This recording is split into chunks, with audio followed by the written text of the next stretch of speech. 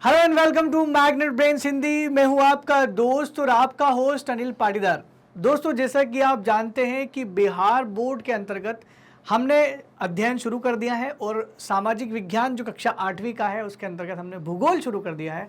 भूगोल की जो किताब आपके पास है उसका नाम है हमारी दुनिया, और हमारी दुनिया में आज हम लोग पढ़ने वाले हैं इकाई नंबर 4 के सॉल्यूशन के बारे में।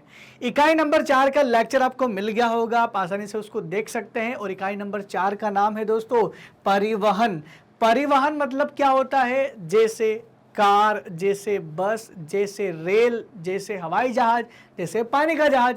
तो ये एक स्थान से दूसरे स्थान तक अपने गंतव्य तक पहुंचाने वाले सभी साधन परिवहन के साधन कहलाते हैं। इसी साधनों की हमने चर्चा हम लोग अच्छे से कर चुके हैं और अब बारी आती है उस चैप्टर यूनिट के बाद जो प्रश्न पूछे गए हैं उन प्रश्नों को करने की। तो आइए एक एक करके वो प्रश्न करते हैं जिसका नाम हमने क्या दिया है, बिहार बोर्ड सॉल्यूशन। मैं आपको बता दूं, आपकी जानकारी के लिए बता दूं कि मैग्नेट ब्रेन्स एक ऐसा प्लेटफॉर्म है जो आपको सभी प्रकार के वीडियो बिल्कुल फ्री आपको प्रोवाइड करता है। दोस्तों, अगर आप चाहें तो हमारी वेबसाइट magnetbrains.com पर जाकर या फिर हमारे YouTube चैनल पर जाकर इन सभी वीडियो का बिल्कुल फ्री आपको आनंद उठा सकते हैं। और दोस्तों, अगर आपको और कोई क्वेरीज या कोई जानकारी चाहिए तो आप कमेंट सेक्शन में भी लिख सकते हैं। दोस्तों, तो एक एक करके क्वेश्चन के आंसर्स देखने की कोशिश करते हैं और मेरे साथ आप भी क्वेश्चन में बने रहिए और जो भी उत्तर आपको लग रहा है सही वो कमेंट सेक्शन में लिखना बिल्कुल भी ना भूले।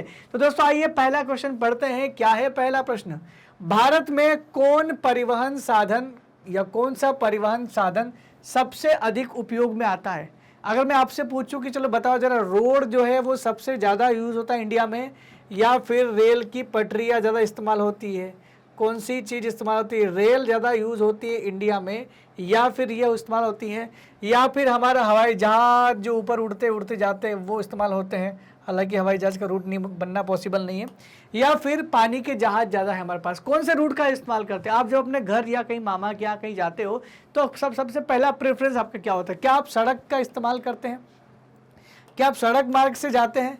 तो ज़्यादातर लोगों का जो सबसे अच्छा साधन है वो क्या है? सड़क का साधन है, क्योंकि हर जगह जाने के लिए आपके पास ट्रेन उपलब्ध नहीं होती, उसका एक नियत टाइम होता है। लेकिन आपके पास ऑटो रिक्शा हो या कोई भी चीज़ें हो, सड़क मार्ग का उपयोग हम ज़्यादा करते हैं। तो सबसे अच्छा जो उपयोग करने वाला परिवहन वो कौन सा है? ऑब्वियसली बात है, सड़क परिवहन तो होगा ही ना।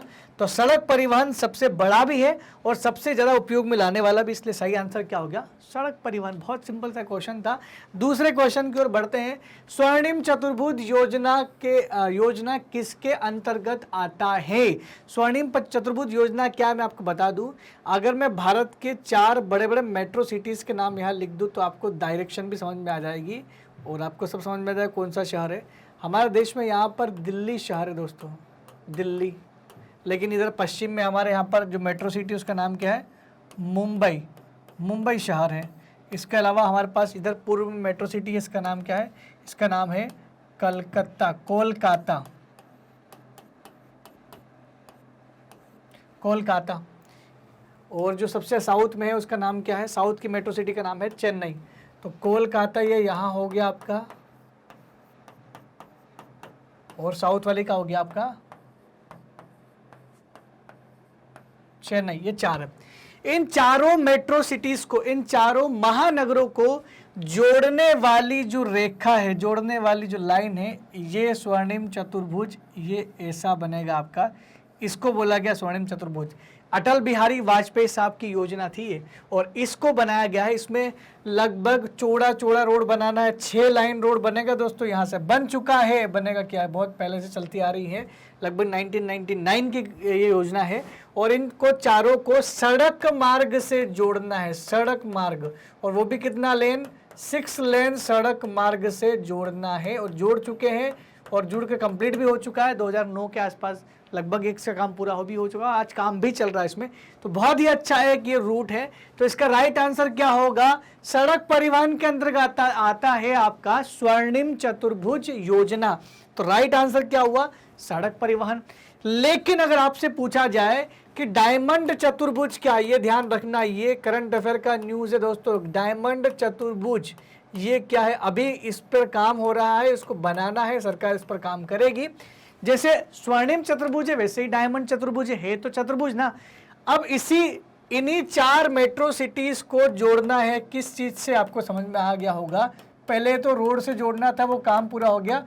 अब इसको जोड़ना काई से है, अब इसको रेलवे से जोड़ना है। इन चारों शहर को रेलवे से जोड़ने का जो काम है वो रेल परिवहन में आएगा। और डायमंड चतुर्भुज किस में आएगा, रेल परिवहन में आएगा। स्वर्णिम चतुर्भुज किसका है, सड़क परिवहन का है। बात आपको क्लियर हो गई होगी। अब आगे बढ़ते हैं, नेक्स्ट बात करते हैं क्वेश्चन नंबर 3 की। राष्ट्रीय राजमार्ग की देखरेख कौन सा विभाग करता है? कौन सा विभाग है भारत का जो राष्ट्रीय राजमार्ग की देखरेख करता है? तो विभाग का नाम है दोस्तों PWD, ये विभाग करता है। लेकिन केंद्र सरकार राष्ट्रीय राजमार्ग की बात करो ना, तो फिर वो आपका हो जाएगा कौन सा, वो आपका हो जाएगा केंद्रीय लोक निर्माण विभाग, उसे कहते हैं। सेंट्रल PWD होता है, तो एक केंद्रीय लोक निर्माण विभाग होता है। अगर आपको बोला गया है कि भाई कौन बनाता कौन है, तो फिर आपका नाम हो जाएगा NHAI, वो होता है कौन इसको राष्ट्रीय राजमार्ग को बनाता कौन है, निर्माण कौन करता है, तो निर्माण NHAI करता है। देखरेख कौन करता है, राष्ट्र केंद्रीय लोक निर्माण विभाग करता है। तो NHAI national highway authority of India, ये अलग काम करता है। ये तो रोड सैंक्शन भी करता है और रोड बनाता भी है, लेकिन देखरेख का काम PWD का इसका होता है, केंद्रीय लोक निर्माण विभाग का होता है। तो ये आपका केंद्रीय लोक निर्माण विभाग है। राष्ट्रीय राजमार्ग प्राधिकरण यहाँ देखरेख नहीं करता, ध्यान रखना इसमें, वो बनाने का काम करता है। सड़क सीमा सड़क संगठन क्या है, इसको हम लोग शॉर्ट फॉर्म में बोलते हैं BRO, बॉर्डर रोड ऑर्गेनाइजेशन। देखिए जो सड़कें भारत पाकिस्तान, भारत चाइना या भारत और किसी दूसरे देश की सीमा से लगे हुए एरिया में बनाई जाती है, जैसे मान लो पाकिस्तान के पास में हमारा जो राज्य है वो राजस्थान, गुजरात, आपका पंजाब, ये राज्य पाकिस्तान के समीप जुड़े हुए हैं। तो उस एरिया में जहाँ से हमारे पाकिस्तान की सीमा लगती है वहाँ भी तो रोड बनाने की जरूरत पड़ती होगी आसपास। तो पाकिस्तान की सीमा के नज़दीक जितने भी रोड बनते हैं वो NHAI नहीं बनाती, मतलब national highway authority of India नहीं बनाती उन रोड को। उन रोड को बनाती है बॉर्डर रोड ऑर्गेनाइजेशन, जिसको हिंदी में क्या बोलते हैं, सीमा सड़क संगठन। ये आर्मी के अंडर का काम आता है दोस्तों, और हमारे देश के जवान ही इसमें शामिल होते हैं, ताकि अगर इमरजेंसी में कुछ हो जाए या कुछ गोलीबारी भी हो तो वो संभाल सकते हैं। तो और कुछ दूसरे पर्पस के लिए रखा गया होगा, लेकिन फिलहाल हमें जानना केवल इतना है कि सीमा सड़क संगठन जो है ये क्या काम करती है। तो ये क्या काम करती है, सीमावर्ती सड़कों की देखरेख करने वाली संस्था है, इसलिए उसका उत्तर क्या हो जाएगा, आपका उत्तर आपका हो जाएगा सीमावर्ती सड़कों की देखरेख करने वाली संस्था। अब और भी ऑप्शन पढ़े तो बड़े अजीबोगरीब लगते हैं। सीमा पर लोगों की देखरेख करने वाली संस्था, तो वो सीमा सड़क ऑर्गेनाइजेशन क्यों कहेंगी, वो तो हमारी आर्मी है। और सीमा के पार स्थित सड़कों की देखभाल, तो अभी पाकिस्तान का हमने कोई कॉन्ट्रैक्ट नहीं लिया है, पाकिस्तान की देखरेख को सीमा पार वाला करेगा। हम सीमा के इस पार वाला काम करते हैं, उनके उधर वाला नहीं करते। तो सीमावर्ती सड़कों की देखरेख करने वाली संस्था का नाम है बॉर्डर रोड ऑर्गेनाइजेशन। नेक्स्ट आपका इंडियन एयरलाइंस को किस नाम से जानते हैं? इंडियन एयरलाइंस का नाम चेंज करके उसका नाम इंडियन की जगह कुछ नहीं किया, बस भारतीय एयरलाइन कर दिया और कुछ नहीं है। अंतर इतना सा है कि इंडियन एयरलाइंस को भारतीय एयरलाइंस के नाम से जानते हैं, तो छोटा सा बदलाव था जो कर दिया है। खाली स्थान को उपयुक्त शब्दों से भरे। रेलवे का राष्ट्रीयकरण कब, क्षमा करें, भारतीय वायु परिवहन का राष्ट्रीयकरण कब किया गया? देखिए शुरुआत में भारत में जो पहली बार जब ये चलाया गया था, वायु परिवहन शुरू किया गया था, तो ये इसका राष्ट्रीयकरण, नेशनलाइजेशन नहीं किया था शुरुआत में, निजी क्षेत्र के हाथ में था। लेकिन 1953 में जैसे देश आज़ाद हुआ और हमारा संविधान लागू हुआ, 1953 में जो भी एयरलाइंस देश में एयर इंडिया और इंडियन एयरलाइंस चल रही थी इंडिया में, उनका राष्ट्रीयकरण कर दिया, सरकार के अंडर में आती थी वो। मारमागांव पत्तन कहाँ पे है? तो ये गोवा में है दोस्तों, ध्यान रखना, गोवा का एक बंदरगाह है ये। और नेक्स्ट है पूर्व मध्य रेलवे का मुख्यालय कहाँ पर है?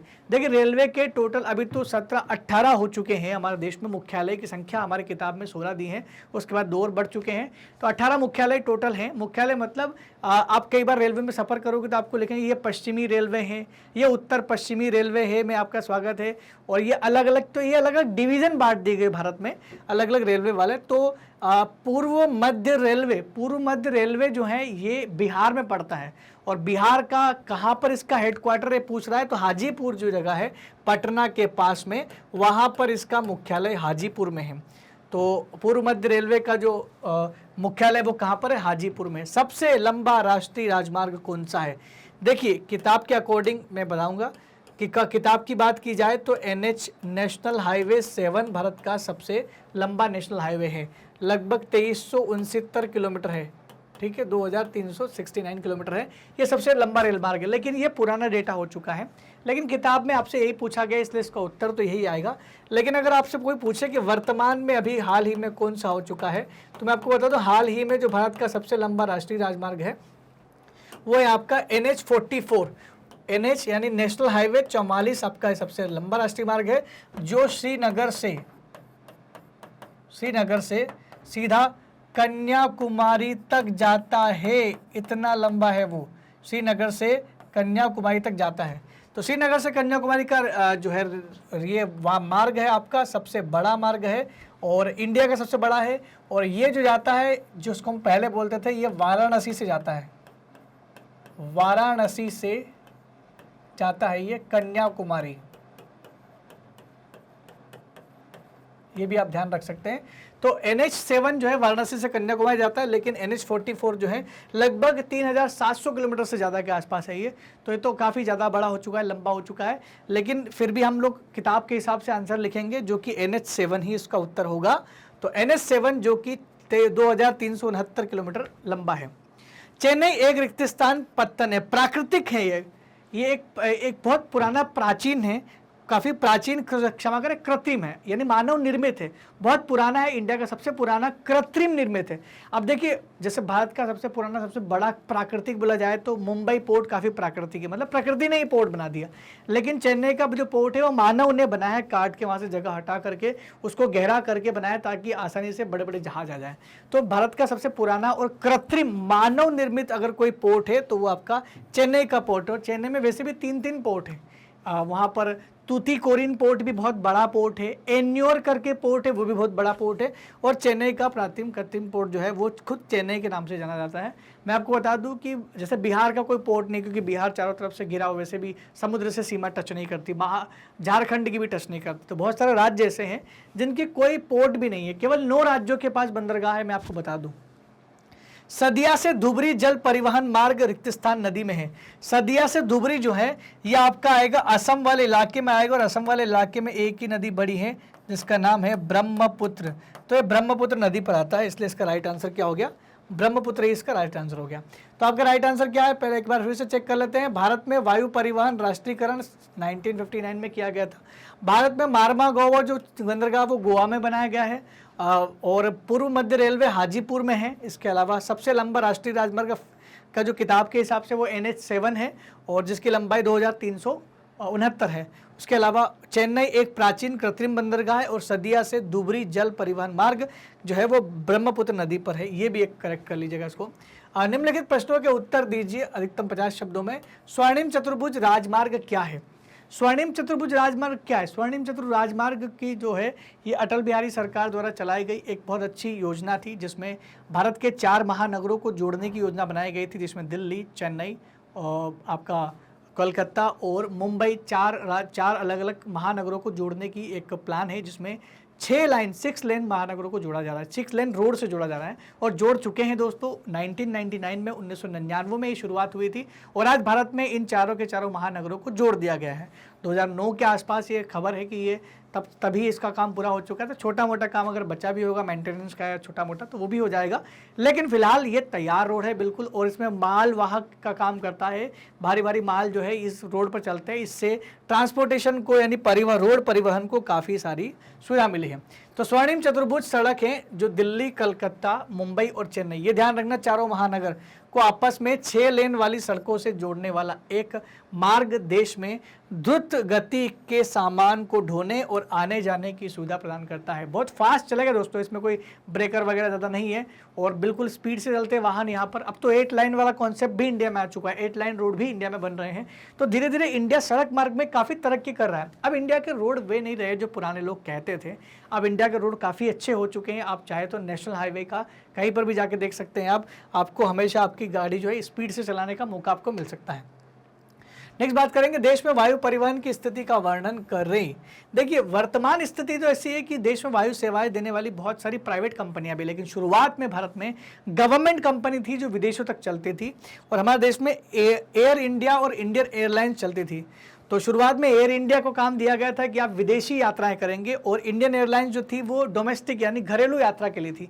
और बाद में अब तो किंगफिशर आ गया, स्पाइस जेट आ गया है, दूसरी वायु एयरलाइंस भी इंडिया में आ चुकी हैं जो कि विदेशों की यात्रा भी कर रही है, भारत की घरेलू यात्रा भी करती हैं।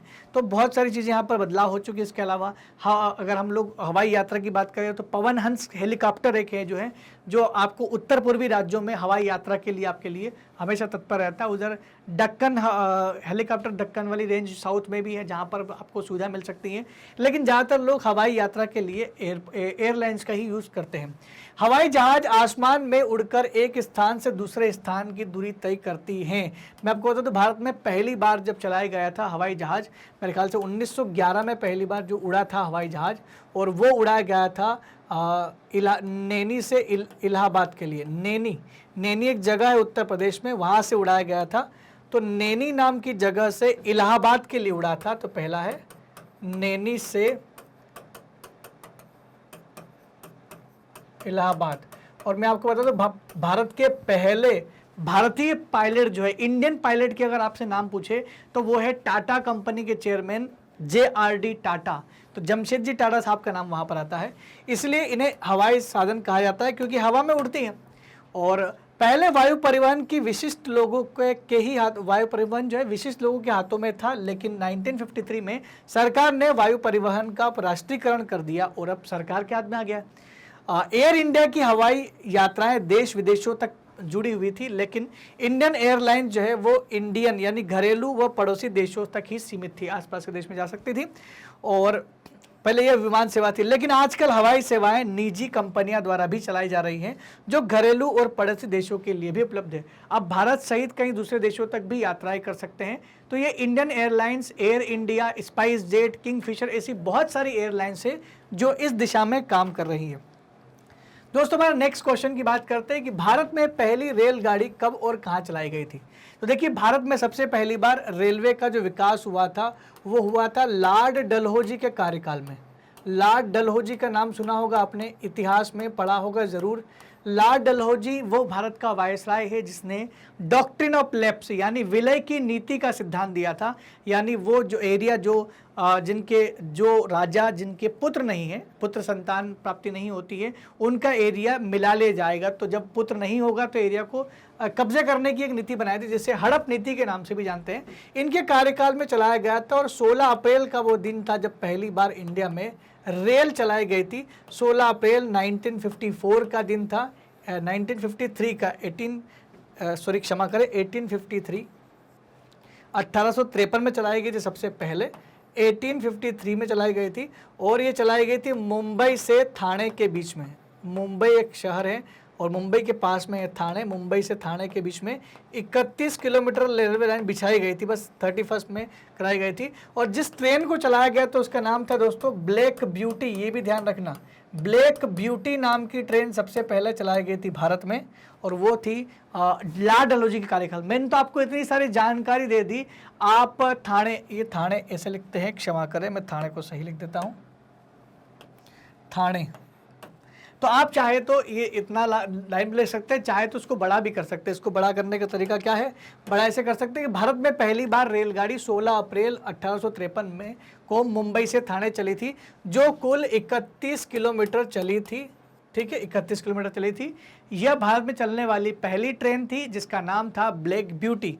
और यह ट्रेन भारत के उस समय के तात्कालीन जो वायसराय थे उनका नाम था लॉर्ड डलहौजी के कार्यकाल में चलाई गई थी। इतना लिख दोगे तो थोड़ा आपका 2-3 लाइन बढ़ जाएगी। तो यह आपका उत्तर है, पहली ट्रेन कब चली थी। पाइपलाइन परिवहन क्या है, उदाहरण दीजिए। देखिए, पाइपलाइन परिवहन का मतलब क्या होता है। पाइपलाइन का मतलब होता है जमीन के अंदर जमीन के अंदर खुदाई करके पाइप को डाल दिया जाता है, जिससे आसानी से किसी भी चीज़ को एक जगह से दूसरी जगह तक ले जाया जा सकता है। खासकर लिक्विड को, खास करके द्रव वाले जो भी ऊर्जा संसाधन होते हैं उसको आसानी से ले जा सकते हैं, जैसे पानी को ले जा सकते हैं। लेकिन पानी तो बहुत नॉर्मल चीज़ है कि चलो पानी को छोड़ देगा। उसके अलावा कोई महंगी चीज़ हो, जैसे फॉर एग्जांपल हमें बात करूँ कि पेट्रोलियम पदार्थ की बात करें, ये पेट्रोलियम बहुत महंगा है क्योंकि दूर दूर से लाना पड़ता है, ट्रकों में भर के आता है, टैंकरों में आता है, तो काफ़ी महंगा पड़ जाता है। ऐसे में अगर पाइपलाइन बिछा के एक जगह से दूसरी जगह तक पेट्रोलियम पदार्थ ले जाया जाए तो आसानी से पहुँच जाएंगे। बस शर्त यह है कि वो बीच में कोई उसको तोड़ फोड़ ना करे। और दूसरा यह है कि गैस, सीएनजी गैस को लेकर अभी हाल ही में पूरे भारतवर्ष में सीएनजी की पाइपलाइन बिछाई जा रही है। उससे क्या होगा, उससे ये होगा कि आसानी से सीएनजी आप तक पहुंच जाएगी, क्योंकि टैंकर वैंकर चलाते ना तो उससे महंगा पड़ जाता है। सीधे कहीं से भी आपके घर, आपके शहर तक आराम से सीएनजी पेट्रोल पंप तक पहुंच जाएगी और पेट्रोल पंप वाला आपको आराम से सीएनजी दे देगा। उससे क्या होगा, सीएनजी की रेट कम हो जाएगी। तो पाइपलाइन परिवहन काफ़ी सस्ता है, सिक्योर है, इसमें कोई टेंशन भी नहीं होती, आराम से चीज़ें जल्दी पहुंच जाती हैं और एक्सीडेंट की तो कोई टेंशन भी नहीं है इसमें। पाइपलाइन परिवहन जमीन के अंदर बिछाई गई पाइपलाइन है जिसकी मदद से पेट्रोलियम पदार्थ, जल, गैस आदि एक स्थान से दूसरे स्थान तक पहुंचाई जाती है। जैसे बिहार से पाइपलाइन शुरू होती है, बरौनी नाम की एक जगह है बिहार में, बरौनी से लेकर वो उत्तर प्रदेश के मथुरा होते हुए हरियाणा के पानीपत तक जोड़ती है। वहाँ पर पेट्रोलियम, वहाँ के तेल शोधक कारखाने जो हैं वहाँ से जुड़ी हुई है और पदार्थ की आपूर्ति ऐसे ही पाइपलाइनों के जरिए होती है। तो ये पोर्ट से पाइप ले जाते हैं, पाइपलाइन के थ्रू वहाँ तक पहुँचाए जाते हैं क्रूड ऑयल को और आराम से वहाँ से फिर पूरे देश में सप्लाई किया जाता है। तो कितना अच्छा एक तरीका है। ऐसे ही विजयनगर हजीरा पाइपलाइन है जो मध्य प्रदेश से गुजरती है, विजयनगर हजीराबाद पाइपलाइन है, वो काफ़ी फेमस पाइपलाइन है। ऐसी गैस पाइपलाइन और पेट्रोलियम पाइपलाइन भारत में मौजूद है। क्वेश्चन नंबर 11 पढ़ लेते हैं। देश के 3 राष्ट्रीय आंतरिक जल परिवहन के नाम बताइए। तो जो पहला हमारा जल परिवहन, देखिए जल परिवहन का मतलब होता है भारत के अंतर्गत नदियों में जो जल मार्ग बनाया गया है, राष्ट्रीय जल मार्ग बोलते हैं उसको। तो इसका नाम क्या रखा गया, राष्ट्रीय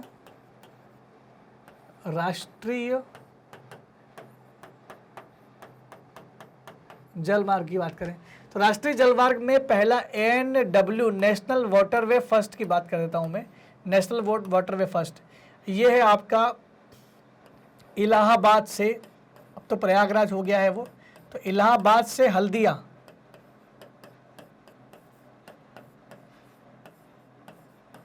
इलाहाबाद यानी प्रयागराज से हल्दिया तक। हल्दिया, इलाहाबाद तो यूपी में है और हल्दिया इधर कहाँ पर है, ये वेस्ट बंगाल में है। गंगा नदी पर बनाया गया है ये, गंगा नदी पर। तो जैसे ये वाटरवे भारत का सबसे बड़ा राष्ट्रीय जल मार्ग है ये NW1। ऐसे ही NW2 भी है, NW2 भी अब हमारा आता है NW2, और ये ब्रह्मपुत्र नदी पे मिलेगा आपको असम में, ब्रह्मपुत्र नदी पर। और ये आपको मिलेगा सदिया से डुबरी,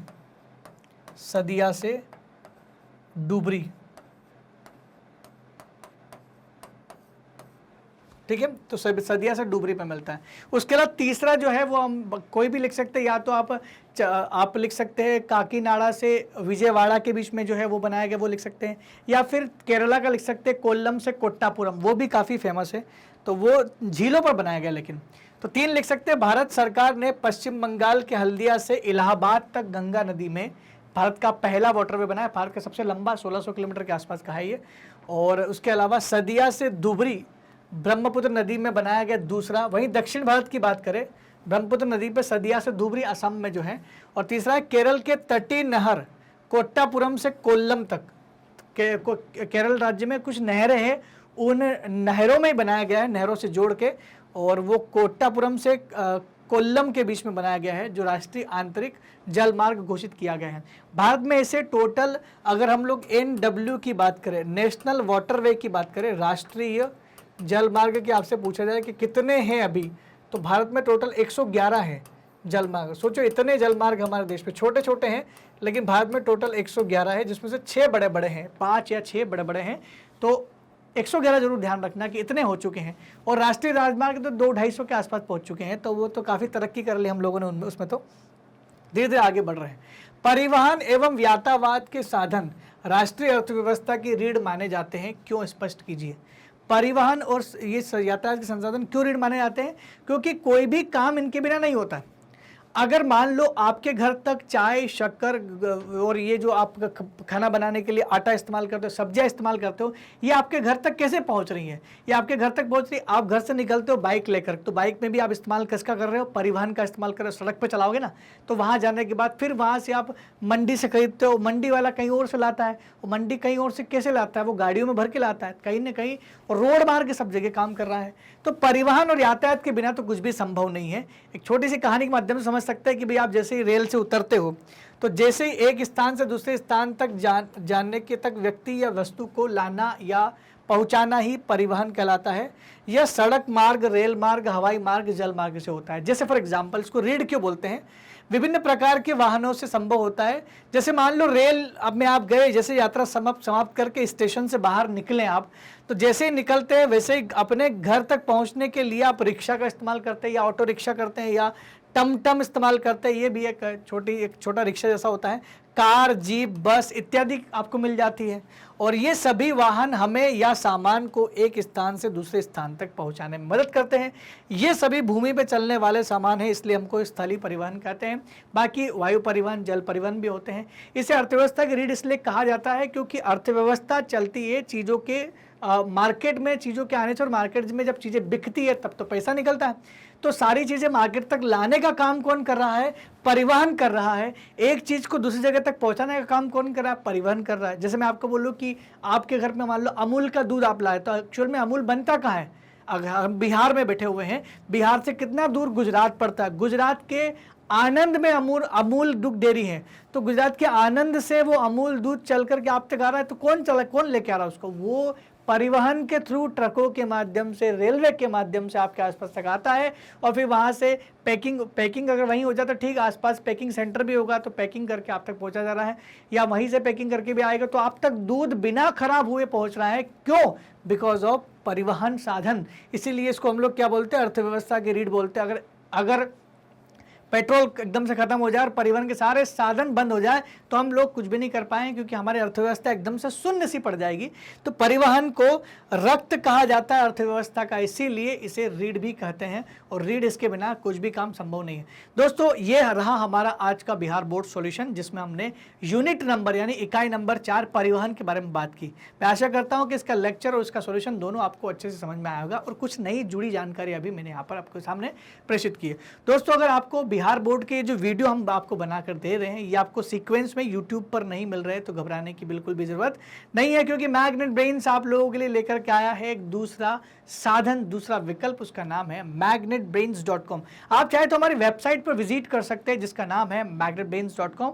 जैसे आप जाएंगे वैसे आपको मिल जाएगा India number 1 100% free online educational platform, जो आपको देता है सभी प्रकार के वीडियो बिल्कुल फ्री ऑफ कॉस्ट। आप इसमें बहुत सारे कोर्सेज कर सकते हैं जो आपको लिस्ट में मिल जाएंगे। आपको बिहार का पढ़ना है तो आप यहाँ 5वें नंबर पर बिहार बोर्ड पर जाइएगा।